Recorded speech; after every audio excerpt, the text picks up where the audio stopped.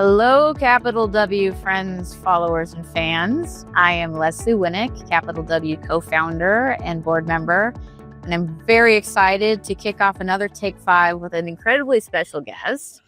Rebecca Lorenz is a sales, effectiveness, and leadership coach and trainer extraordinaire. She works with many companies in our industry, and I just know today's conversation is going to be enlightening for so many people. So thank you for being here. Well, thanks for inviting me. Yeah, and I think we should just jump into it. But for those people who have not watched a Take5 before, we ask the same 5 questions of every guest, and then we finish up with a little speed round of fun tidbits to get to know a little bit more about you outside of your career journey. And I like it. Okay, so we're going to dive right in, and just let's talk a little bit about your personal history, your background, how long you've been in the industry, and maybe you've been in other sectors before showing up here. I know it's colorful, so I'm just all ears, and I can't wait to hear about it. Well, I grew up in Colorado, went to college outside of Colorado. And when I graduated, moved to Northern California and looked in the classifieds. That probably ages me, but I'm there with you. I had my newspaper out and I was scanning the classifieds for a job, and there was 2 companies hiring. One was the local mortgage company, and the second one was Red Lobster. So I have a big decision to make here, right? Sure. Because surf and turf. Right, like I love cheddar biscuit, but my parents would probably really like me to work for a mortgage company. Right. Well, I chose the mortgage company until I found something else. And 25 years later, here I am. Wow. And what was the role, the first role? I started in the marketing and business development position. Okay. And then I had done that for a couple of years and had gotten recruited by a bank to come to Colorado and support their mortgage division in that realm. Okay. So I moved back to Colorado. It was kind of my chance to get back home. Right.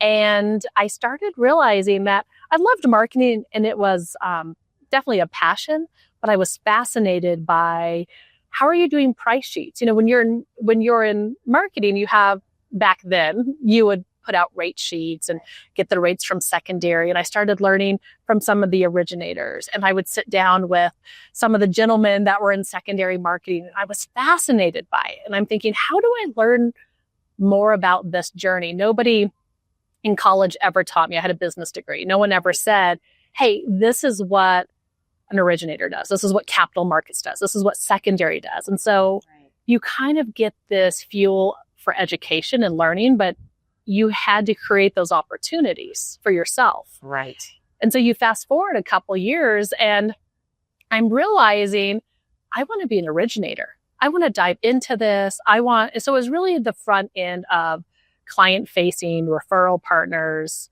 I'm learning, I'm growing. I'm very passionate about sales. I know we've talked about this, but implemented systems and processes. I have an analytical side that tripled our production in 1 calendar year. I said, let's look at this like a business. Let's not wing it. Let's work it. Let's develop processes and systems for our loan process, for our post-closing, for how we do outreach. Like there has to be a formula instead of just throwing flyers or throwing whatever we're doing out into your community. How do you have formulas for success? And so I just dialed it in. And that's when we went from 27 million to 82 million in production in 1 year. And I'm thinking, this is great. This is the analytical side of how you grow a great business. Really groundbreaking before you had key metrics and score. Like what's the formula for success? Yes. And then you grow and you learn and you get really great at, spinning one plate and you think, I want to spin another one. So you start learning about the P&L and the management. And then you go behind the scenes and how are we pricing loans? And what in the world does hedging mean? And I'm just a sponge and I don't know what I don't know, but I'm like, I want to learn it. And so then I move into a position where I run the entire sales department. I take on that senior sales role. I step out of origination, and now I'm leading a team of over 100 originators. But because you know those plates, you understand the plates. Let's get another plate. Let's get another plate. But it's so much easier. Is it not so much easier to sell something that you really know? Yes. Right. So to have had that background and that groundwork already in your head, right? Pitch something that you understand and catch, and really can capture mentally. And if you don't know it, having that confidence, which I think is where we really developed a friendship, is having that confidence to say, hey, I don't really know what you do. Could I just sit down with you for a half hour and you just go through it with me and explain it to me? And what do I need to know? And how does this work? And having great women during my career journey has helped me develop those skill sets and really that confidence to just ask, like, can you explain that to me? Because my journey is not where I started. You know, that might be my starting line, but that's not my finish line. Right. But it takes those relationships along the way to create that path. Well, and that's why we wanted to talk to you, because your message is a very strong one and not a common one, but it should be common. Right. That's what we want Capital W to help deliver in our industry. We want the education. We want people to be able to find the mentorship, right? The community that you can ask that question and feel like it's, and not just of women, but of everyone, to make it more acceptable to say, hey, I don't know if I know this, but I want to know this. And when I started 25 years ago, it was so siloed. Right. Like this was this department and they did their thing. And there was this sales did this and ops did this. And I'm like, but what if we're more of a collaborative perspective, because there might be someone in another department that could just thrive by going and getting mentored and growing in another way. Or help us here have the answer so we don't even see. And a different perspective. Yeah. That's the collaboration piece. Exactly. So. And the different perspective, which is also a key, tenet of Capital W. How do we bring different perspectives into to mortgage capital markets? So, all right. So let's fast forward to today. Okay. Right. So what's a day in the life of Rebecca? You've got all this background, all these plates, but you're diving in, you're parachuting into organizations. Yes. And you're coaching them.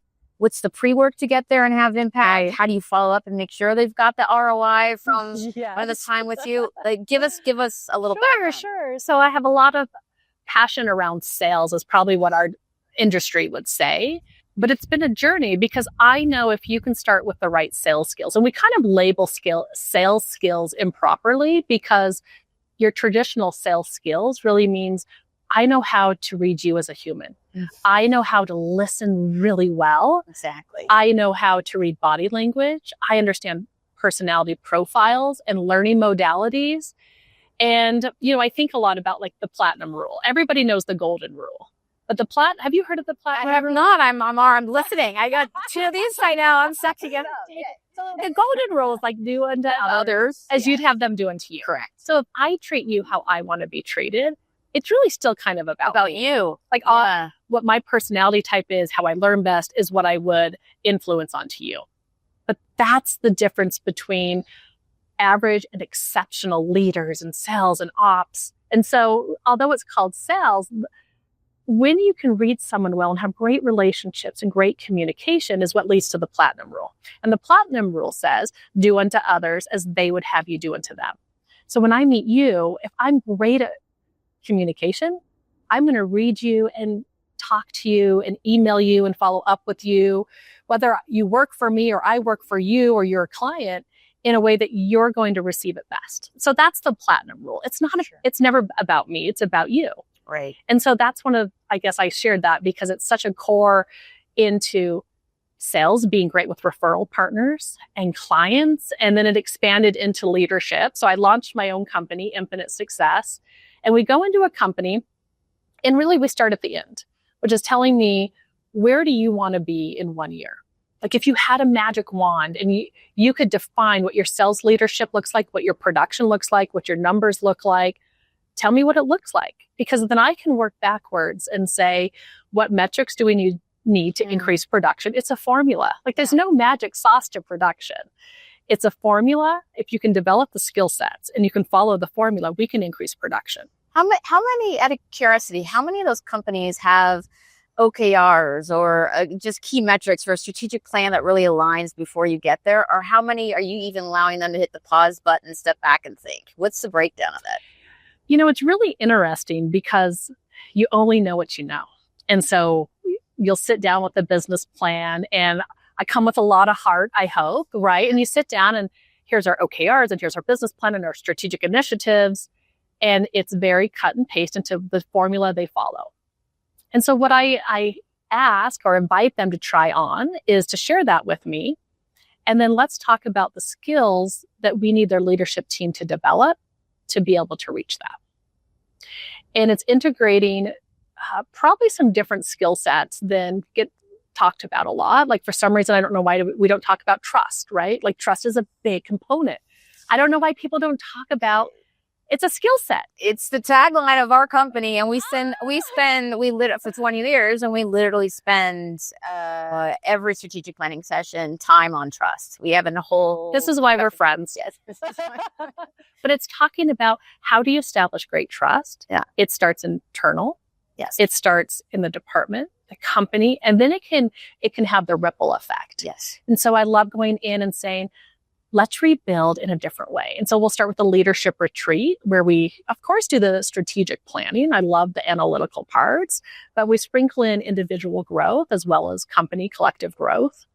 And then we go out to their sales team, their ops team, and all of a sudden, instead of being siloed, you have this massive wave of people working together in a way they never have. And it's the change management aspect exactly. of that. That's what you can have the perfect plan, but it will sit on the shelf unless people feel part of it. Right. It's inclusive. You got it. Right. Yeah. So you set that up. You've got. How often are people calling you back and saying, Rebecca, let's do a status check, see if we're on track? I really, at a minimum, ask to do quarterly check-ins. Okay. And whether it's a sales team and we're working on growing production, or it's a leadership team, I call them course corrects. Right? Because a theme I like to use a lot is rowing together. And if everyone on a rowing team is not rowing, guess what happens? You go crab walk and you tip. That's my metaphor too, because I was a volleyball player. And so in volleyball, you can't have a Michael Jordan. You can't touch the ball 2 times in a row. And I say outside crew is the number one team sport. You got it. Because if a blade is off 1 second, the entire team leaves.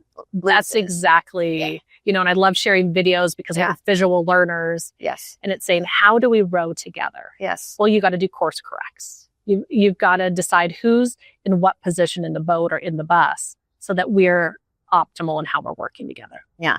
Right now, I feel like we're optimizing. We're optimizing. All right, so let's transition. Okay. We're going to be. These are sorry. I'm sorry. Keep going. So you do drop into a lot of different types of organizations in mortgage, and so from your seat in the ballpark, having surveyed the industry in the last year or so, what would you say are some of the most pressing issues facing companies within mortgage right now? Great question, Leslie. I'm probably going to go a different direction. It's been a really tough 24 months. And sure, there's economic and there's pricing and there's a lot of issues going on. But from the work that I do from more of a sales perspective is the tagline that I hear 90% of the time are, I'm just tired. I just feel like a zombie. I'm losing some steam. And if we don't address that, we're not going to reach our goals for 2025. We can sit down and business plan for 5 days or 1 day or whatever you want. But if we don't go to the root of human behavior and how do we help people feel alive and excited and get back on consistent habits and behavior and drive, then we get to 50% of where we want to be. Right. And so I think it's really getting and drilling down to the individuals of saying, how do I pour into you? What helps you show up as the best version of you, which we don't always talk about in mortgage. Burnout is, burnout is the first person to say this, but we've never had a global pandemic. We've never been stuck at home. Some people like to work in their jammies, right? Yes. But you don't know when to turn it off. And in mortgage, the market was a pandemic where you work 20 hours a day. Right. To the last 24 months. Yeah, I think burnout is real. It's real. And I hear a lot of people saying, I just feel like a zombie. Maybe I should just retire. Maybe it's me. And I want to say, like, it's not you. It's okay. You're human and you can admit that. Yeah. But guess what? That's the beauty of it is if you know the outcome that you want, we can work towards that. And let's work towards that. Let's get you back on track. And then we could talk about goals. And that's when I see companies really kind of that have plateaued start getting their trajectory where they want it to be. So you're building trust by investing in your people in ways that they weren't expecting to. Yes. Yeah. and showing up as their best selves, which is part of why we're talking is how do you help people grow into and create that life that serves all their best skills and abilities. Yeah. So what do you do to avoid your own personal burnout? Oh my gosh. I have gotten so good at this, and I'm not saying that to brag. I'm saying that because I made every mistake in the book. I was a top producer, had great production. My husband's in the industry as well. And I would work around the clock. If I couldn't sleep, I'd get up and work. And I realized that I wasn't showing up as the best person for my family, for my kids, for my husband, parents, right? We all wear 50 hats. And everybody that I want to pour into was getting, I use this saying a lot of, I want to give my family the best of me, not what's left of me. And that changed my entire life. I have a great morning routine that by 7 in the morning, I feel dynamite. I've poured into like a happiness habit. I do gratitude. I do some exercise. Like by 7 a.m., I feel like brick wall, like, let's go. Nice. But it's not something that's natural. People say, like, oh, you're just naturally happy. No, you should come over at 5 a.m. No, you're not. But I'm so determined to show up as the best version of me. Good for you. So what advice would you give somebody new coming into the industry right now, if knowing that there are some, watch out, it's the economy, you overwork. Right. What kind of advice would you give them for creating opportunity, and especially if they wanted to get involved in mortgage capital markets, not just mortgage, but the capital markets? Well, I guess what I would say, I mean, you're definitely the expert in this area, but I think it kind of goes back to human behavior for me is your perceptual map.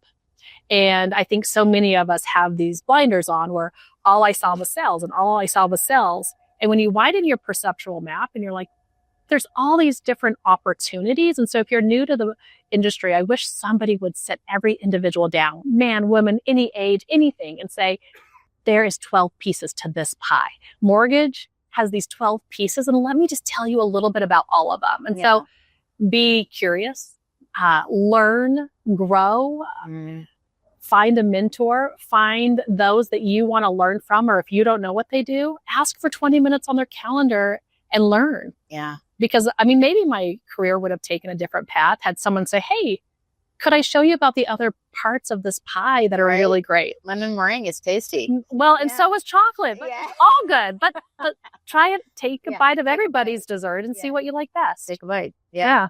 Okay, so flip side of that's for someone entering the industry. What advice would you give organizations right now about attracting and retaining more diverse talent? I mean, our industry has just gone in a large contraction, but we know the volume's going to come back. And we want headcount. We want the smartest, best people in those seats. Yes. So what advice are you going to give these companies about attracting the best people for those roles? Talk about mortgage in a positive light. You go into, I travel a lot and go to a lot of companies and, you'll hear, this industry's so tough. Oh, it's a tough industry. Oh, I hope my kids don't go into this industry. No. Like, this industry is amazing. Yes. Talk positively about what we do. The brightest lights for this industry, I don't think we've even met yet. I mean, maybe they can't even spell mortgage yet. I don't know. But it's those that are coming. And so if we want to attract the right people, we have to talk about it in a way that the law of attraction kicks in. We have to talk about it in the right circles. We need, this is we won't go on this tangent, but we need like mortgage banking in the community colleges. We need mortgage banking at the universities. We need this to be a skill set that people say, hey, I want to go into mortgage. This is a great life. Yes. I mean, I love this industry. I'm sure you do. It's given my family this great life. It's given me a great life. It's a phenomenal industry. We just need to say it loud, like from the rooftops. If you're proud of it.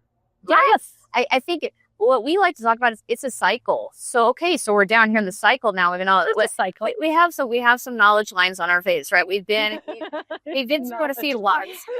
We've been through it a few times. Right. So we know that you can keep this optimistic, pragmatic side to it, but don't trash talk it. How are you going to invite people if they bring ebbs and it flows? Yeah. We know it does that, but you know what? It might be today, but it's not forever. Right. Great practices that safeguard us mentally and at the workplace. Exactly. But it's still a great industry. It's a great industry. All right. So that was let's end it. It's a great industry. So we'll end right. Great Level industry. 10. So this one goes to 11. So, all right. So those are the formal, serious questions. Let's do a little behind the scenes. Okay. Right. Let's do it. Favorite food? I have to go with Mexican food. I was thinking tacos when I looked at you. Okay. Yeah, I love tacos. Like, if I have a bad day, my husband's like, I got tacos. I'm like, Nice. I love you. Awesome. Okay. So what about your favorite hobbies or interests? Oh my gosh. I think it's my kids. That probably sounds awful. Like, I have depth. I love hiking, and I love just getting outdoors, going boating with my family. We love getting on ATVs and just going through the mud up in the mountains, just being outside. Yeah. But any sport or activity my kids do, there's nothing I'd rather do than watch them. Oh, that's really fun. It's great. How about a book or a periodical or a podcast, something that's piqued sparked your brain, anything recently? Oh, there's a couple favorites that I love reading. I think it's just putting tools in your toolkit. I try to read at least one book a month. I love, Atomic Habits is just a go-to. I try to read it once a year. It helped me develop great habits. Yeah. It helped me be consistent. So I guess I would say if I had to pick a favorite of all time, it would be that. You sound like a practitioner, from your morning ritual to... Well, you have to make time for it, right? Yep. If you want to do a lot, you got to create time. What about a favorite musical group or musician or category? Yeah, I'm going to have to go category. I live in Colorado. I was raised with horses on a ranch. Like, I'm just a country music girl. Awesome. Yeah, I do enjoy some country. Okay, and finally, if you could travel anywhere, where would you want to be right now? I have to go with Italy. I love Italy. I love everything about Italy. I love the people. We were there. I'll go quick, but we were there one time and we asked this older lady, like, where would you recommend like a local would eat right now? And she said, my kitchen. We're like, your kitchen? Well, we can't eat in your kitchen. And she's like, why not? We went out with her and ate in her kitchen. Phenomenal. Well, what part of Italy were you in? That was in Montalcino. Oh, it's a beautiful spot. So it just shows you like the heart of the people. So I love it for the beauty, the wine, all of it. All of it. Italy. Okay, Dolce Vita, you heard it first. Next interview's in Italy. Okay. Like Capital W offsite, if you all become corporate sponsors. A little retreat. Yeah. But until then, thank you for being here. Thank you. You can reach out to us at Capital W to get more information about Rebecca. And you can also please react to this on LinkedIn when we post it. Thanks for being here. Thank you for being here. Thanks for having me. We'll see you on another Take 5 soon.